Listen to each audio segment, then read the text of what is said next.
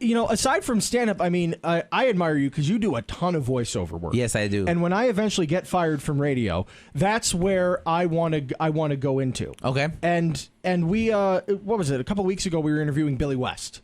Okay. We were talking to him, and do you have the clip?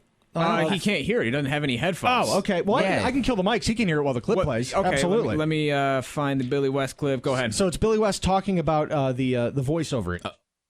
But I really put a lot of thought into what I do before I open my mouth, and I want to keep the bar as high off the ground as I can, and the celebrities keep pulling it to the ground.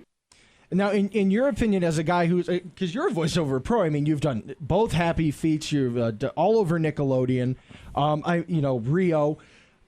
Is that true? Do you feel like when they get these celebrities in, these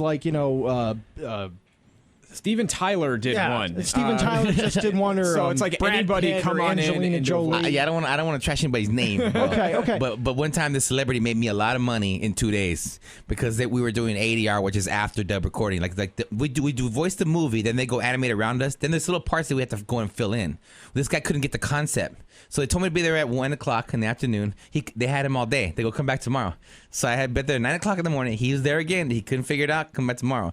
So he literally made me a grip of money because he couldn't understand. Wow. It goes beep, beep, beep, and then you say it. And he was saying it right after the beep, no, you have to wait. And then he wasn't concentrating on what he was doing, so it was kind of coming out all jumbled and up. the guy's super talented. It's you have to know how to do it. It's like with Happy Feet, when they were directing, we recorded with Robin Williams and we recorded with Elijah Wood. Yeah. And that guy's real good at staying with us, Elijah Wood, and Robin Williams is a nut. You know what I'm saying? That was just crack coffee, dude. Just staring at him. His feet didn't touch the ground. He spends like $100 on shoes every 3 years because his feet don't touch the ground, dude. So basically, but when they're taping voicing like Hugh Jackman and those other, the director was totally different. He's like, okay, it's cold.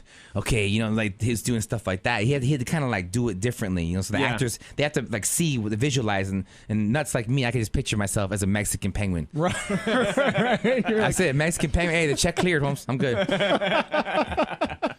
And then they cast me in Rio as the fat Brazilian kidnapper. I'm like, good casting. Thanks. That's not stereotypical at all, casting director. No, Latin thief. Yeah. Oh, hey, if the check clears, though. Hey, right? it clear, bro. It's still clearing, man. We were talking about that. I still get checks from these shows I did years ago, and I'm not. I do a lot of voiceovers. There's some guys that do they're every day they're doing a show every day.